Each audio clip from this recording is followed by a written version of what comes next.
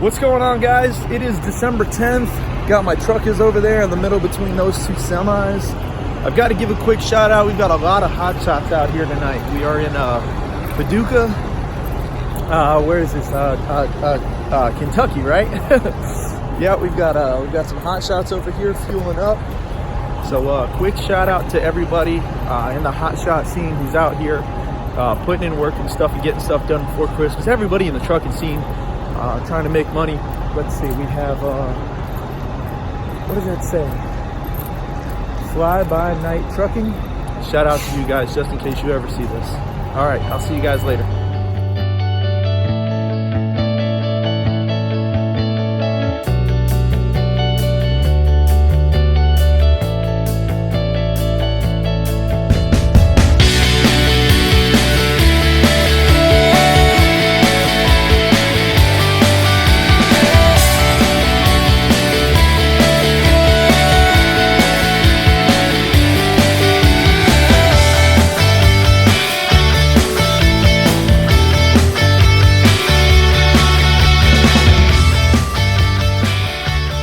Hey guys, what's going on? All right, so we are out here in Tennessee, just north of Murfreesboro at a truck stop, taking a quick 30-minute break. Got a truck behind us. Let's go ahead and look at our load. And picked these up yesterday. Picked these up in, where did we go? Minnesota. There are 3 trash compactor pieces, compartments that go on there. I've got one is going to Land O' Lakes, Florida. The other one's going to Orlando, and then the other one's going to Pompano Beach, Florida. And Pompano, of course, is about 10 minutes south of where I live, so it works out perfect for my go-home trip. I do have another piece. I've got about 22 and a half feet back here. I've got a 20-foot piece. It's going to be 3 separate pallets that are going to go back here. It's got to be tarp. They want a 4-foot drop tarp. I have an 8-foot drop tarp. So that's going to work out perfectly. And I picked that up tomorrow morning in, where do I pick that up? Macon, Georgia. So I'll pick that up in Macon, and then that's going down to DONNIE Beach, down in South Florida. It's about another 20 minutes south of our last drop off in Pompano Beach. So that works out phenomenally. But on today's video, we're gonna focus on one specific thing. I've got my notepad here, and I've got a few things that are written down, and what I have written down are the questions. So we're gonna go over some Q&A right now. Let's go ahead and get into it. Show your support. Like and subscribe. All right, guys, so let's go ahead and let's do this Q&A. First off, before we go anywhere, before we talk about anything, I need to give a shout out to Donnie.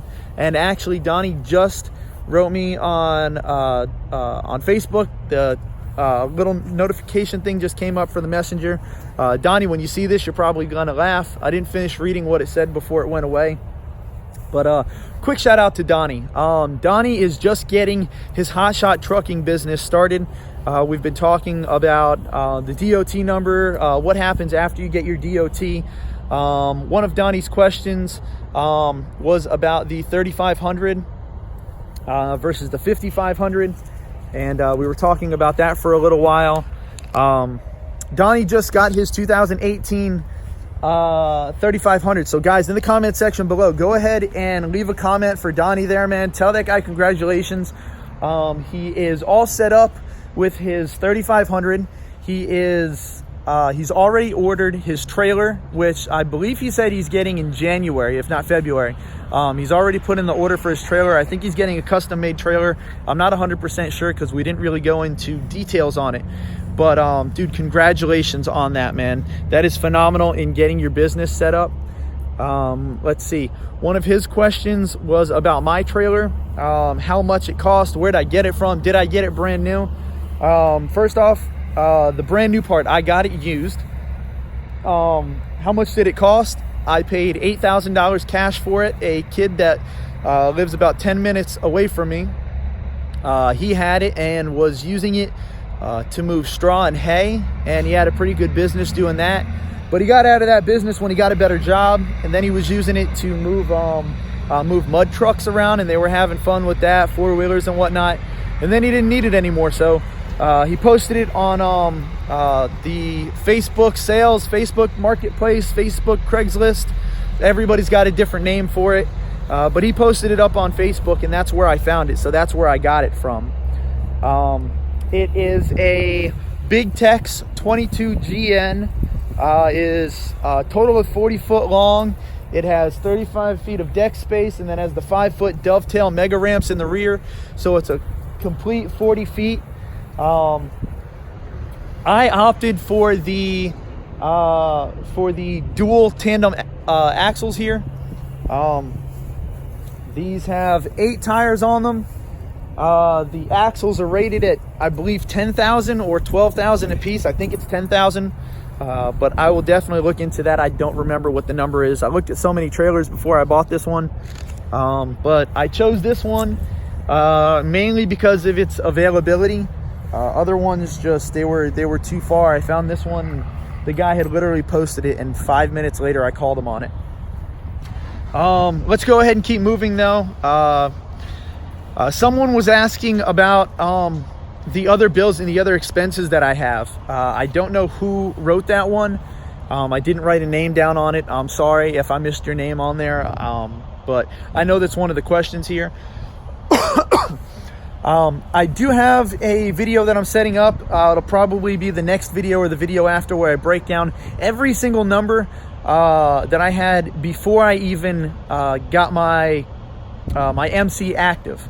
That's going to be licensing my LLC, setting up my website, getting my DOT numbers, my UCR, my processing agent, every little thing that goes down the list there. I'm going to go over everything. And what I've basically done is taken that number of everything that I spent, and then I have given myself 2 years to pay myself back on that. So that's going into my expenses. So I basically take that end number, divide it by 24. That number there, which I think is like, it's a few $100 a month. I think it's like between like $300 to $500. That, starting in January, will be going back into my account. I'll be taking that out of my pay every single week, you know, out for every single job. And that will go back into my pocket to pay myself back on what I've invested into this business. I want to be paid back and out of my own pocket within 2 years. Of course, you know, whenever I have more money, I'll put more money in there, but I set myself on a base pay scale so that I can make sure that I pay myself back for that. Timberwolf Trucking guys, huge shout out to you guys. Thank you guys very much for all the love. Let's see. Philip 504 was also interested in the income, what my final number is after all of these numbers. I haven't yet finished my income for my second month. We're on my third month right now. I have all the numbers done for my first month, and I did a video on that, but when it came time to edit, there was a TV over my shoulder that was making way too much noise, so I scrapped that video. I will reshoot, and I'm going to go over my first month, my second month, my third month. My second month was very slow. I did have a friend who passed away, and I took 2 weeks off of work, so I only had the first week and the last week of the month that I was working. So I think total in that month I had probably like $8,000 worth of invoice, which doesn't really leave very much at the other end after I pay for the truck, the insurance, everything else. But we'll go into that stuff on another video. Gabe, I'm not going to say your last name because I will butcher that. Wow. Sorry, brother. You're probably used to that though. Hopefully everybody in your life has been nice enough to not try and butcher your name. Anyways, Gabe is currently rebuilding his F450, his 6.0. One of his questions was on trading in the truck. Should he trade it in or stick with what he has? Does he get something brand new? Of course, nobody wants a payment, and that's one of Gabe's issues. He doesn't want a payment, and if he does have a payment, of course, he wants to keep it as low as possible. Let me read the rest of this. We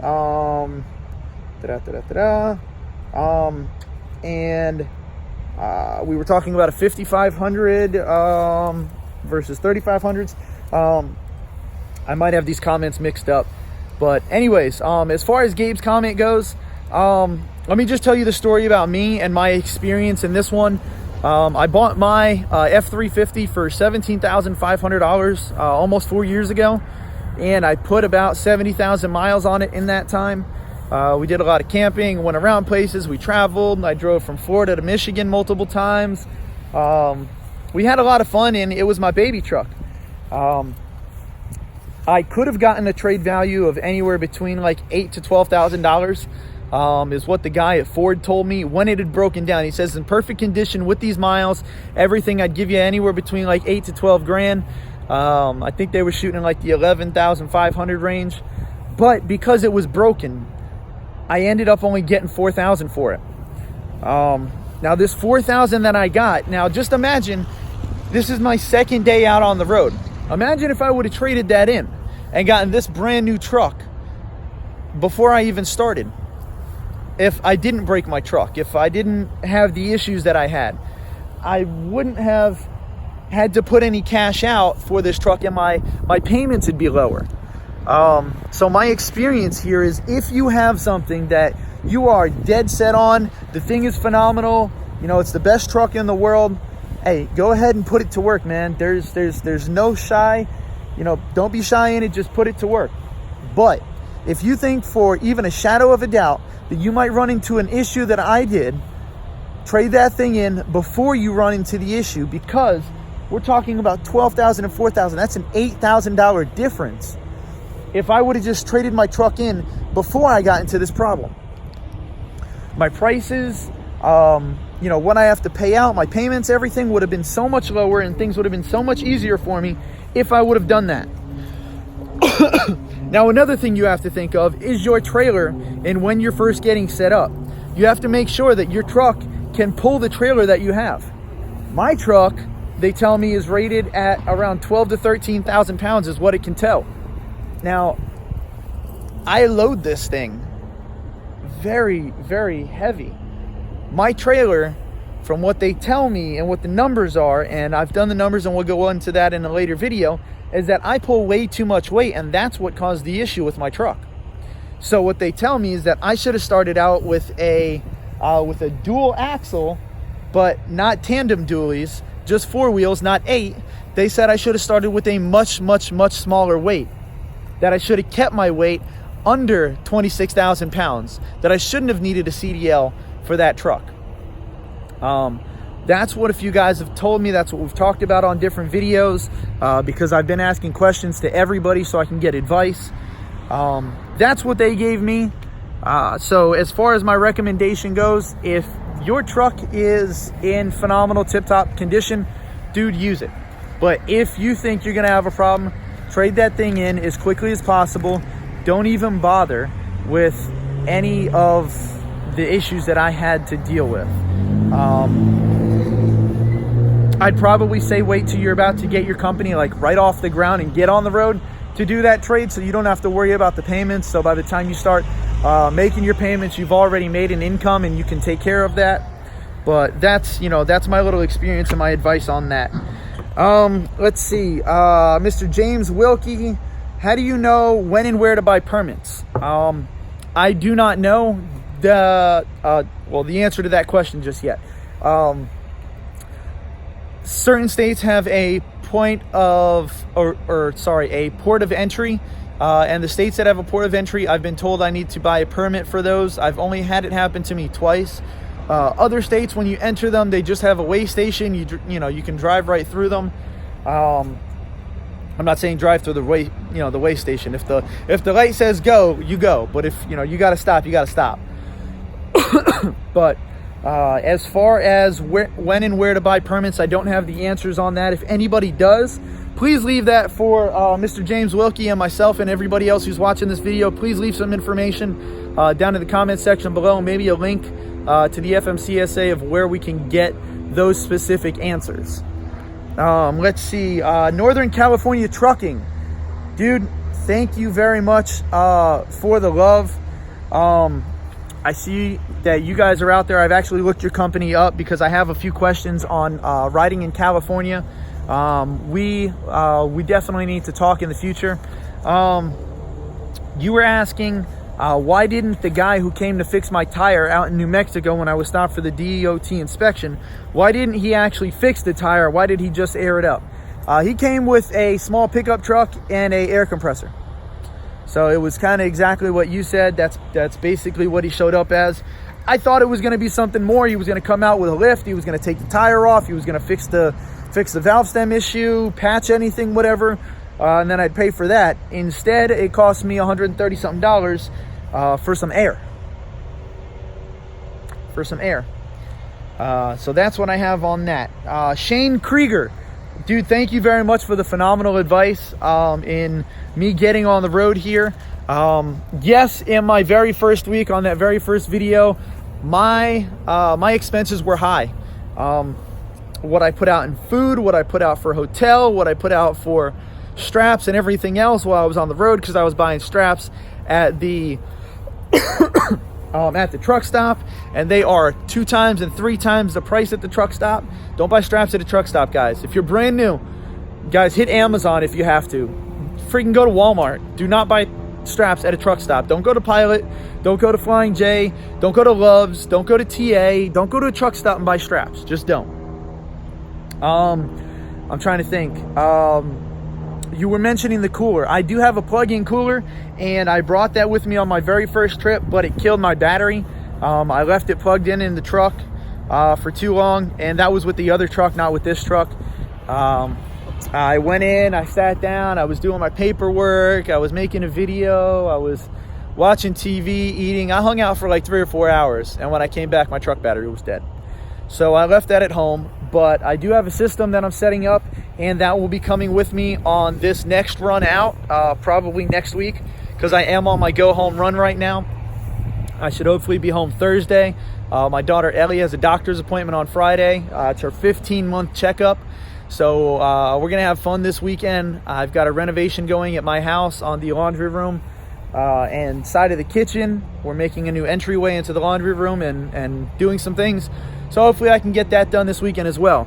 But I will be bringing that cooler out on my next trip. I will be buying food, salad, and stuff like that I'm gonna make, do some meal prep, and I'm gonna try and spend my next week out. I wanna keep my food expense under $50.